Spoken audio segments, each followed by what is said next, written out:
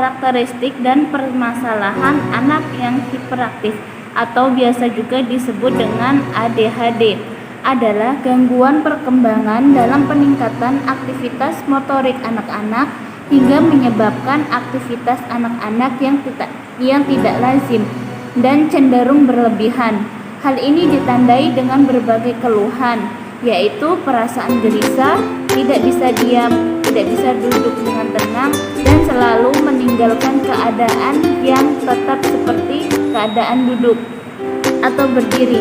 Beberapa karakter yang lain yang sering digunakan adalah suka meletup-letup, aktivitas yang berlebihan, dan suka melibatkan keributan. Menurut para pendapat, yaitu menurut Arga Paternotet dan Jan Buitelar tahun 2010 mengatakan bahwa anak hiperaktif adalah anak yang selalu bergerak sepanjang hari dan tidak dapat duduk diam, merasa tidak tenang dan mudah terganggu atau mudah frustasi. Sedangkan dengan Arga Fardiman Zafira tahun 2007 mengungkapkan bahwa anak hiperaktif adalah anak yang mengalami gangguan pemusatan perhatian dengan hiperaktivitas. Menurut teori lain, yaitu yang dikemukakan oleh Muzakir Hafid tahun 2010, mengatakan bahwa anak hiperaktif adalah anak yang gangguan dalam tingkah laku yang tidak normal yang disebabkan disfungsi neurologia dengan gejala utama tidak mampu memusatkan perhatian. Dan dari penjelasan di atas, kami penulis memilih istilah hiperaktif dalam penelitian ini karena anak hiperaktif adalah anak yang gangguan pada tingkah laku yang ditandai dengan tingginya aktivitas yang tidak bertujuan dan bersifat negatif yang disebabkan oleh disfungsi neurologia. Yang kedua yaitu analisis. Analisis adalah proses pengumpulan sebanyak-banyaknya data tentang anak yang diamati, misalnya tentang biodata siswa, tempat tinggalnya. Jadi, di sini analisis kami adalah anak yang bernama Aziz. Ya, Aziz tersebut dia berusia 9 tahun. Pasangan dari Bapak Hidayat dan Ibu Fatimah. Aziz merupakan anak pertama dari 3 bersaudara. Saat ini Aziz sudah duduk di bangku kelas 3 SD. Aziz termasuk anak yang aktif, suka berlari, dan sulit untuk diajak diam lebih dari 10 menit, serta dia sering mengganggu teman-temannya. Jadi, anak hiperaktif itu mereka memiliki kreativitas masing-masing. Di sini kami menemui salah satu anak yang hiperaktif yang berada di dekat lingkungan kos kami yang bernama Abdul Aziz Fatsey. Jadi, Aziz di waktu kelas 1 SD, dia anaknya memiliki sifat nakal atau bandel terhadap temannya. Setelah dia naik ke kelas 3, dia anaknya sangat aktif dalam hal sudah bisa kendalikan sikapnya. Dia juga termasuk siswa yang pandai antara teman-temannya. Aziz juga memiliki daya ingat yang sangat kuat. Dia juga suka berimajinasi ketika disuruh menggambar. Dia akan menggambar sambil menceritakan.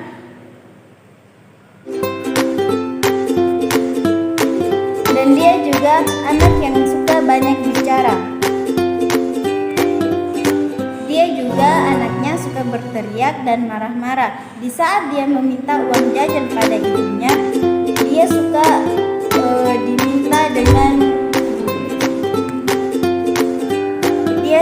minta dengan nada yang kasar.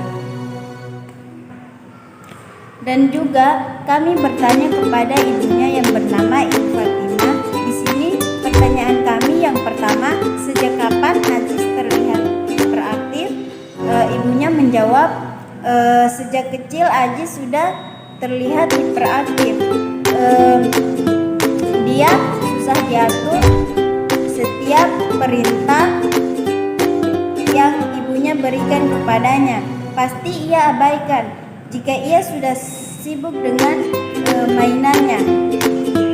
Terus pertanyaan kedua yang kami berikan kepada ibunya, cara apa yang ibu lakukan untuk melayani Aziz di rumah? Dan ibunya menjawab, ibunya berusaha menuruti kemauannya karena ibunya tahu dia tidak bisa dipaksa.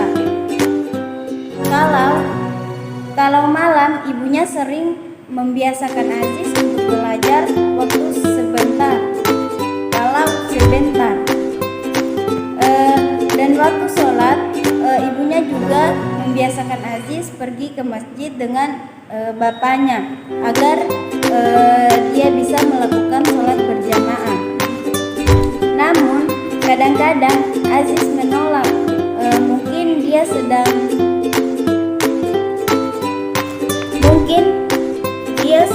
tidak mood.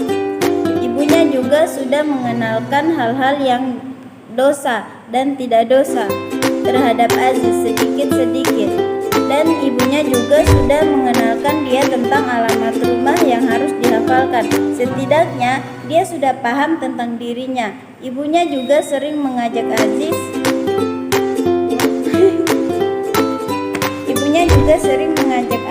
jalan-jalan untuk mengenalkan tempat-tempat umum. Contohnya seperti pasar, jalan pulang ke rumah, jalan ke sekolah. Selain itu, ibunya juga pernah mengikuti Aziz tes IQ.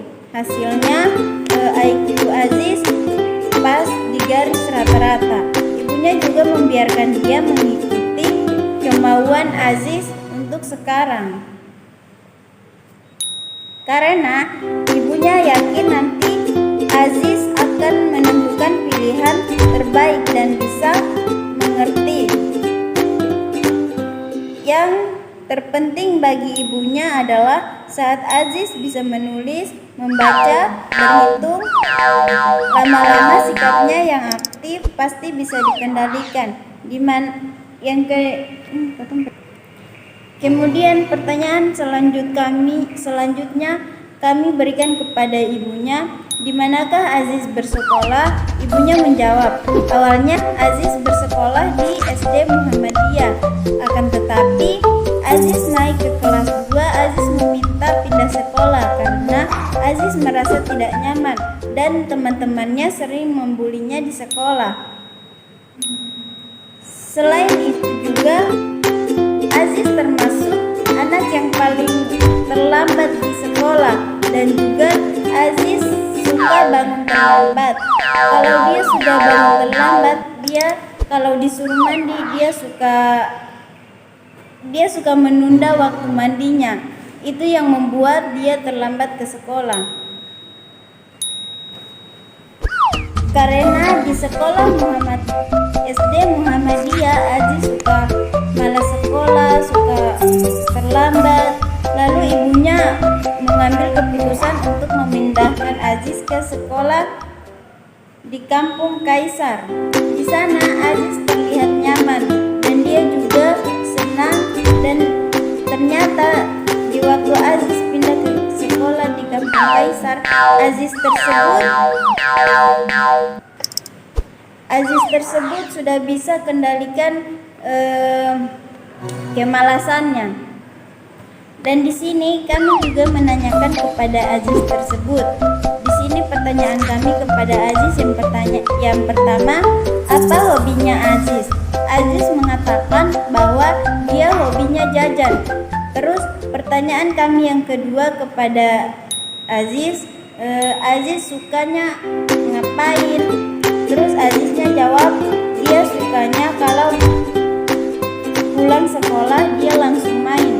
Tapi kalau malam dia belajar sama mamanya. Terus pertanyaan kami yang selanjutnya kepada Aziz, cita-citanya Aziz ingin menjadi apa? Jawabnya dia menjadi tentara. Kalau pergi ke sekolah, Aziz. Terus pertanyaan kami yang selanjutnya, Aziz kalau ke sekolah diantar sama siapa? Terus Aziznya menjawab, dia diantar sama bapaknya. Aziz akan terlihat sangat aktif ketika sedang bermain dengan temannya. Seringkali dia berteriak tidak ada artinya ketika sedang bermain.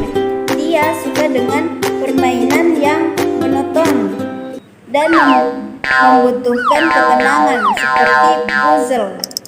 Namun, ketika dia melihat temannya sedang bermain sepeda atau kejar-kejaran, mainan puzzle-nya tadi akan dia tinggalkan dan ikut bermain dengan temannya. Mamanya Aziz mengatakan bahwa Aziz mulai mengerti aturan ketika dia sudah kelas 3 SD. Dia jadi mengerti mana perintah dan mana teguran, dan dia termasuk anak yang penurut jika dia dikasih pengertian terlebih dahulu. Bahasan kami selanjutnya yaitu tentang perilaku anak, yaitu ada beberapa, salah satunya yaitu ada penampilan fisik. Dalam kasus yang kami amati,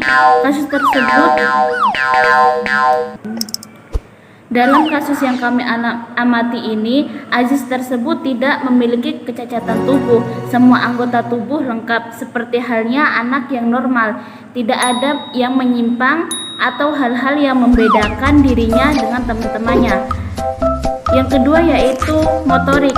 Dalam kasus tersebut, Aziz tergolong anak yang banyak bergerak, sulit untuk diajak diam lebih dari 10 menit. Perilaku ini yang menonjol di antara perilaku lainnya. Yang ketiga yaitu emosionalistik. Dalam kasus tersebut, Aziz tergolong sebagai anak yang terbuka terhadap orang tuanya, karena setiap pulang sekolah, Aziz selalu menceritakan kegiatan atau masalah-masalahnya yang ada di sekolah. Yang keempat yaitu mental. Keadaan mental Aziz sehat, seperti halnya anak-anak yang normal. Yang kelima yaitu cara bicara. Tidak ada kelainan bagaimana cara dia berbicara dan berkomunikasi. Dia dapat berbicara dengan lancar. Dapat dilihat dari kegemaran Aziz yang suka mengobrol dengan teman-temannya. Yang selanjutnya yaitu sikap orang tua terhadapnya. Dalam kasus ini, orang tua Aziz hanya membiarkan apapun yang dilakukan Aziz. Segala aktivitas yang Aziz lakukan agar Aziz tidak merasa tertekan. Yang selanjutnya yaitu kegiatan dalam kelompok. Aziz merupakan anak yang aktif. Dia mudah bergaul dan mempunyai banyak teman.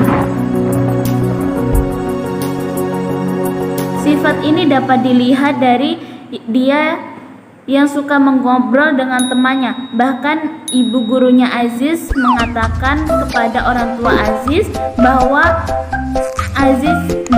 di kelas Aziz suka mengobrol dengan teman sebangkunya di saat proses pembelajaran.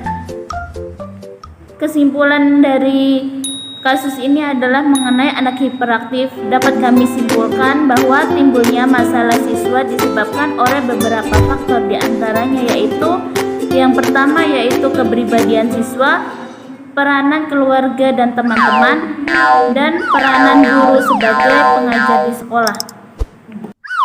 Mungkin itu saja hasil materi dari kami, kurang dan lebihnya kami mohon maaf.